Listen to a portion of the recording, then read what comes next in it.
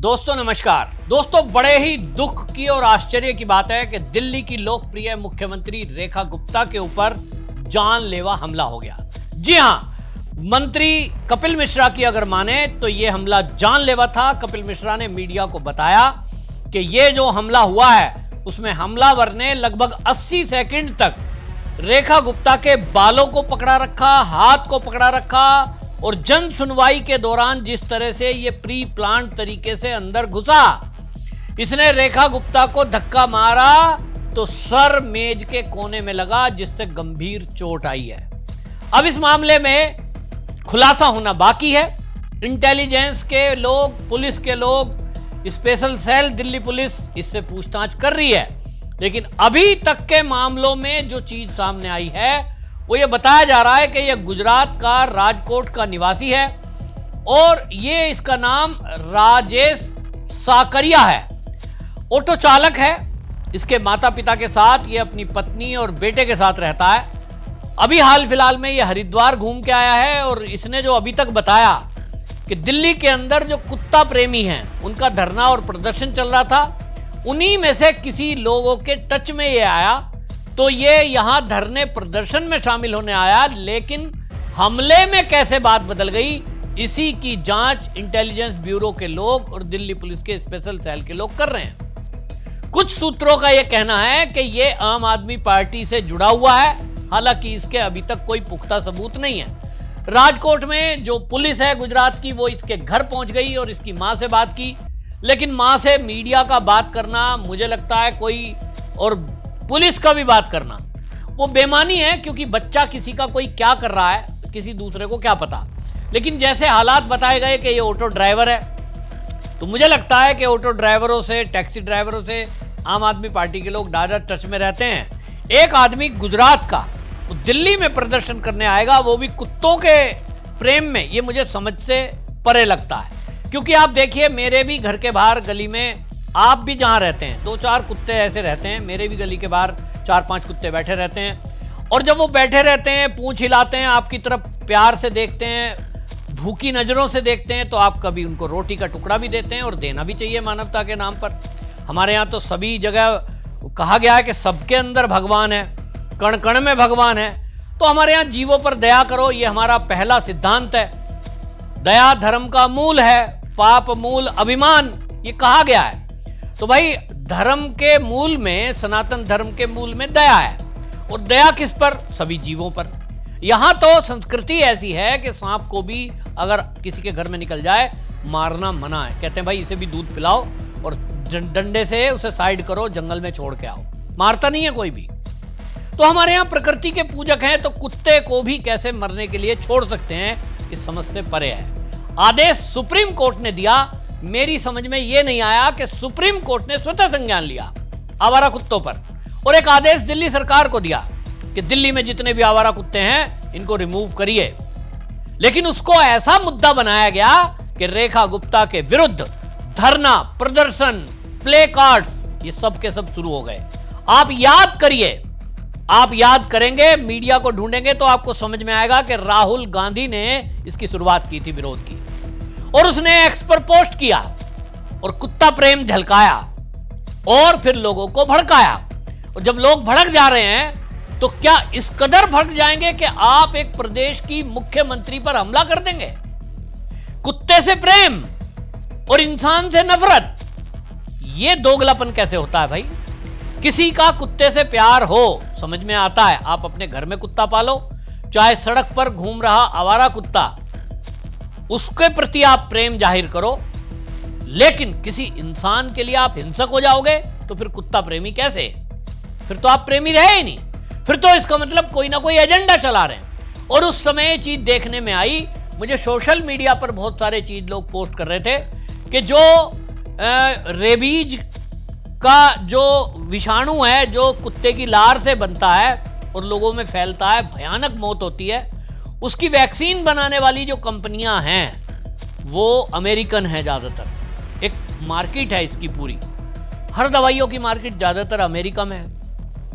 और वो जो उसके पीछे कंपनियां हैं वो चाहती हैं कि ये आवारा कुत्ते इसी तरह बढ़ते रहें, लोगों को काटते रहें, लोगों को बीमारियां हो, और जब काटेगा तो आप डॉक्टर के पास जाएंगे, और डॉक्टर के पास जाएंगे तो सरकारी अस्पताल में वो फ्री लगता है, लेकिन प्राइवेट से अगर आप लगाने जाओगे तो रेबीज का इंजेक्शन 2-3 हजार रुपए का लगता है। अब आप सोचिए कितनी बड़ी इंडस्ट्री है। अगर सरकारी अस्पताल में भी लग रहा है तो अमेरिका से आ रहा है, या जो कंपनी बना रही है वहां से तो सरकार पैसे ही देके ला रही है। अरबों रुपए का व्यापार है, और यही लोग ये चाहते हैं कि ये व्यवस्था ऐसे ही चलती रहे। भाई मैं उत्तर प्रदेश में रहता हूं और मैं योगी जी को इसके लिए सैल्यूट करता हूं कि यहां उत्तर प्रदेश के अंदर मेरे घर के बाहर, जैसे मैंने बताया, 4 कुत्ते हैं, तो वो 4 ही हैं, क्योंकि उन कुत्तों को नगर पालिका वाले जब उठाने आए थे, मैंने भी प्रेम बस उन कुत्तों के ये कह दिया, भाई पकड़ के मत ले जाओ। मुझे लग रहा था पता नहीं कहां आवारा पड़ती में इनको जंगल में छोड़ देंगे, बेचारे भूखे मर जाएंगे। ये एक कुत्ता तो एक ऐसा जानवर है जो मनुष्यों के साथ फ्रेंडली रहता है। गांव में हम रहते थे, पहले घर की रोटी बनी, खाना खाने बैठे, 2 कुत्ते आकर बैठ गए, पहला टुकड़ा तोड़ा तो कुत्ते को डाल दिया, फिर आदमी खुद खाता था। इंसान के बेस पे ही तो पल रहे हैं बेचारे। गाय हो या कुत्ता, गाय को लोग घर में बांधते थे, गाय तो माता है, उसके अंदर देवी देवताओं के वास हैं, उसको तो पहली रोटी घर में बनती है अगर कोई सनातनी है तो। लेकिन दुर्भाग्य से गाय की बात कोई नहीं कर रहा, कुत्तों को पालने की बात कर रहे हैं, कुत्तों को बचाने की बात कर रहे हैं, और हद देखिए कि मुख्यमंत्री पे हमला करने पहुंच गए। अगर मैं इसी थ्योरी पर बात करूं कि चलिए ये कोई कुत्ता प्रेमी था, तो क्या कोई कुत्ते के प्रेम में किसी मुख्यमंत्री के ऊपर हमला करने के लिए गुजरात से चलकर दिल्ली आ जाएगा? मेरे को समझ में नहीं आता। और इसलिए मुझे कपिल मिश्रा की उस बात पे सच्चाई नजर आ रही है कि रेखा गुप्ता को मारने की कोई साजिश थी। इनको लग रहा होगा कि अगर मौका मिल जाता, जन सुनवाई है, तो इनको लग रहा होगा कि भाई हथियार तो उसके पास कोई नहीं निकला, लेकिन किसी का भी आप गला दबा दो, किसी को भी जोर से मेज पे देके मार दो, चोट तो लगी गई, हल्ला गुल्ला तो हो ही गया, गंभीर चोट भी लग सकती थी। कपिल मिश्रा ने क्या कहा आप खुद सुनिए। कायराना हमला, एक महिला जो रात दिन दिल्ली की जनता की समस्याओं का समाधान कर रही है, रात दिन जनता के बीच में है, बहुत ही कायराना हमला है, शर्मनाक हमला है। और जो भी लोग ये सोचते हैं कि किसी महिला के ऊपर हिंसा करके, हमला करके दिल्ली के काम को रोक देंगे, दिल्ली के विकास को रोक देंगे, ऐसे अपराधियों को दिल्ली माफ नहीं करेगी, कानून भी माफ नहीं करेगा। ये शर्मनाक है, आपराधिक हमला है, और बहुत ही खराब नीयत के साथ ये हमला किया गया है। एक महिला जो रात दिन सेवा कर रही है दिल्ली की, रात दिन जनता के बीच में है, रात दिन केवल और केवल दिल्ली के लिए काम कर रही है, क्या दुश्मनी हो सकती है किसी की? किस नीयत के साथ ये हमला किया गया है? बहुत ही शर्मनाक है, बहुत ही निंदनीय है, और इसे माफ नहीं किया जा सकता।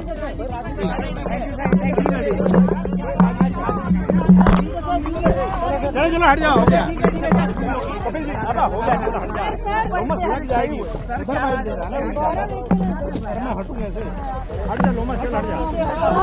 क्या कोई राजनीतिक संगठन है?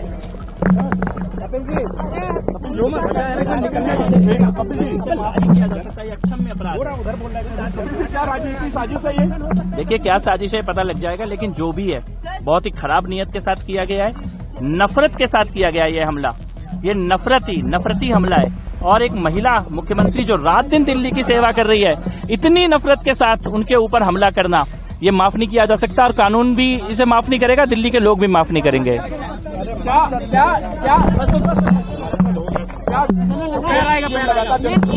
लोगों को कष्ट हो रहा था, देखिए पता लगेगा। सुना आपने, कपिल मिश्रा बिल्कुल स्पष्ट कह रहे हैं कि देखिए जिस तरह का ये हमला हुआ है, ये जानलेवा हमला है, और इसके पीछे एक षड्यंत्र है, इसके पीछे एक साजिश है। कुछ बीजेपी के कार्यकर्ता इस व्यक्ति को जोड़ रहे हैं। वो कह रहे हैं कि जिस तरह से वहाँ गुजरात में आम आदमी पार्टी ने 3 व्हीलर केजरी और 3 व्हीलर वाले, टैक्सी वाले, इन सबको अपनी पार्टी ज्वाइन करा के और चीज़ों को भड़काया, तो इसके आप ये देखिए कि बहुत गलत ट्रेंड है। राहुल गांधी अपने घर में जिस पिद्दी नाम के कुत्ते को पालता है, पिद्दी क्या नाम है उसका, ये हेमंत बिस्व शर्मा बताते हैं, भाई आप घर में पालते हैं तो उसके लिए पूरा एक डॉक्टर है, वैक्सीनेशन है, साफ सफाई है।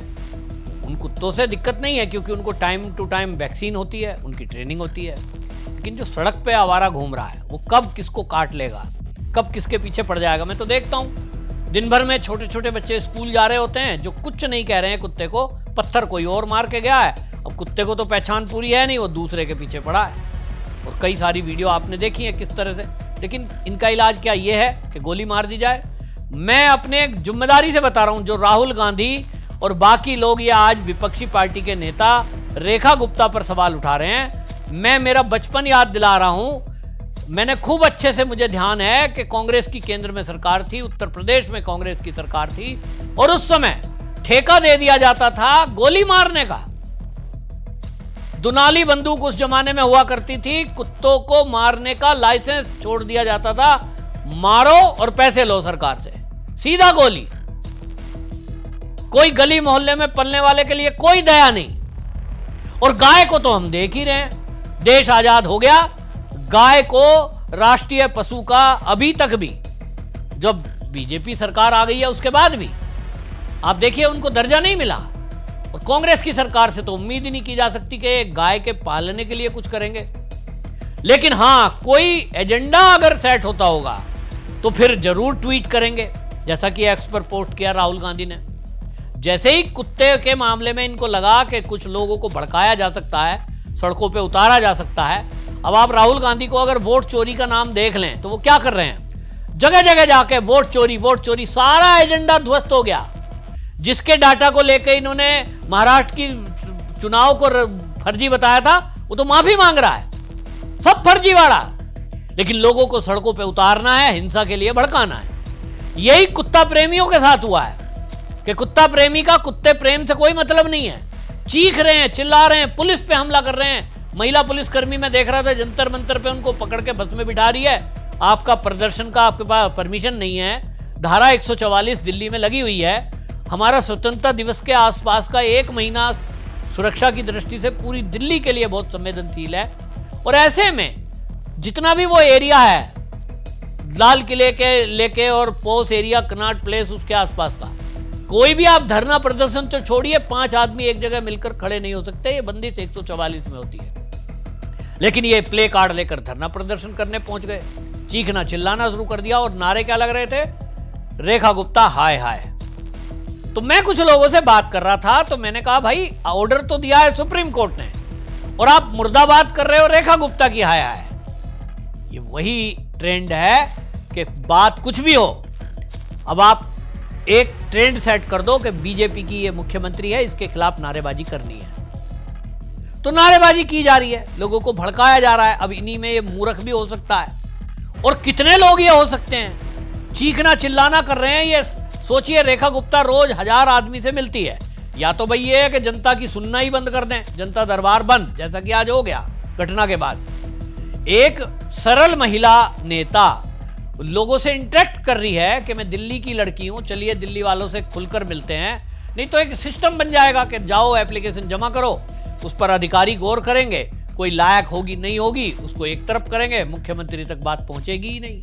भारतीय जनता पार्टी के जितने भी मुख्यमंत्री हैं, चाहे योगी आदित्यनाथ हो, चाहे पुष्कर सिंह धामी हो, चाहे हेमंत बिस्वा शर्मा हो, चाहे डॉक्टर मोहन यादव हो, फिर चाहे वो भजन लाल जी हो या आपके सैनी जी हो हरियाणा के, इन सब ने एक परंपरा परिपाटी चलाई कि आम जनता से सीधे इंटरेक्ट करेंगे, ताकि कोई अधिकारी आपको परेशान कर रहा है, आपकी नहीं सुन रहा, मुख्यमंत्री सीधा सुनेंगे।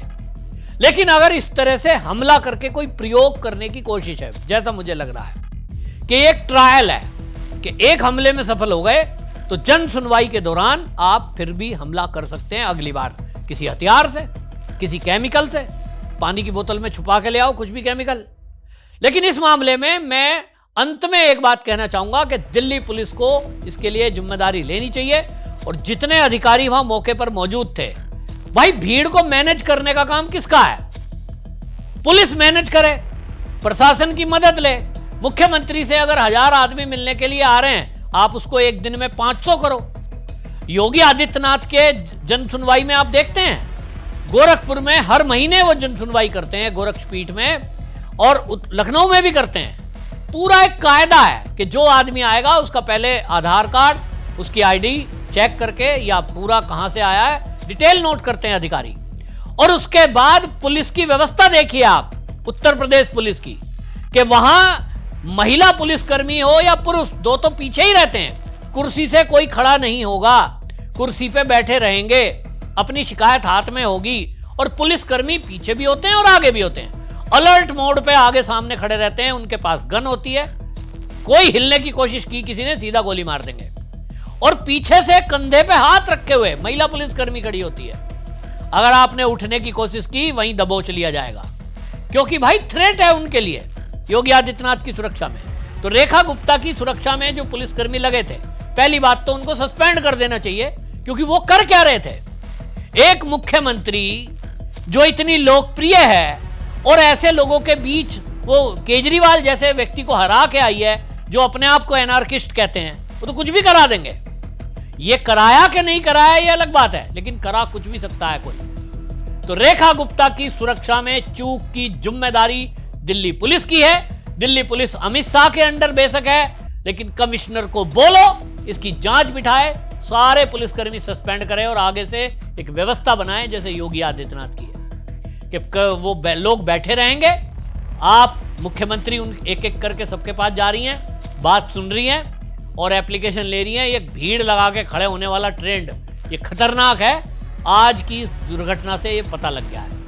आपको क्या लगता है कि ये जो हमलावर है ये झूठ बोल रहा है, ये एनिमल लवर नहीं है, ये आम आदमी पार्टी जैसा बीजेपी के कुछ नेता बोल रहे हैं? क्या आम आदमी पार्टी से इसका कोई संबंध हो सकता है, या इसके पीछे कोई प्रयोग हो सकता है, कोई षड्यंत्र हो सकता है? आपकी क्या राय है कमेंट में जरूर लिखें, वीडियो को शेयर करें।